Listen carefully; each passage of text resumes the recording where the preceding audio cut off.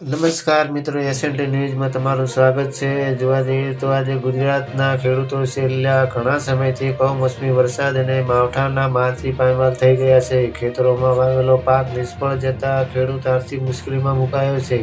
આ ગંભીર પરિસ્થિતિમાં સરકારે તાજેતરમાં 10,000 કરોડની સહાયની જાહેરાત કરી હતી, જે ખેડૂતોને લોલીપોપ સમાન ગણાવી નકારી દીધી છે।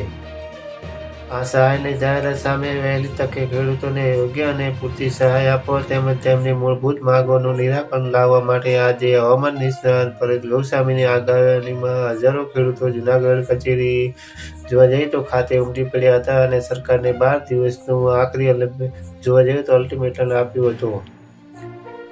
હવામાન નિષ્ણાત પરેશ ગોસ્વામીએ આજના આ જન આંદોલનમાં નેતૃત્વ કરતા સરકાર સમક્ષ ખેડૂતોની મુખ્ય 3 માંગો રજૂ કરી હતી। આ માંગો સ્પષ્ટપણે દર્શાવે છે કે ખેડૂતો માત્ર સહાય નહીં પરંતુ તેમની આર્થિક બોજમાંથી કાયમી રાહત ઈચ્છે છે। તેમના પાક ધિરાણ માફી અને સીધી રોકડ સહાય, ખેડૂતોને 3 લાખ સુધીનું પાક ધિરાણ સંપૂર્ણપણે માફ કરવામાં આવે। જે ખેડૂતોને પાક ધિરાણ ન લીધું હોય તેમને સીધી રકમ તેમના ખાતામાં જમા કરવામાં આવે।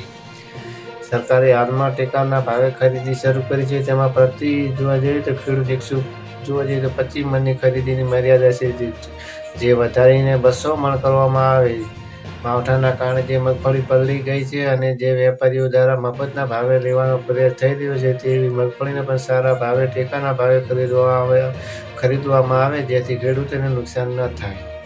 વર્ષ 2019નો જે પાક જોવા જઈએ તો વીમો મંજૂર થયેલ છે, પરંતુ આજ દિન સુધી ખેડૂતોને ચૂકવવામાં આવે નથી, તે તાત્કાલિક ધોરણે ખેડૂતોના ખાતામાં જમા કરવામાં આવે। આ ઉપરાંત જમીન માપણી રદ કરવા મુદ્દે પણ જોવા જઈએ તો આંદોલનમાં મુખ્ય માંગ તરીકે જોડીને ખેડૂતોને સંપૂર્ણ ન્યાય મળે તેવી લડત શરૂ કરી છે।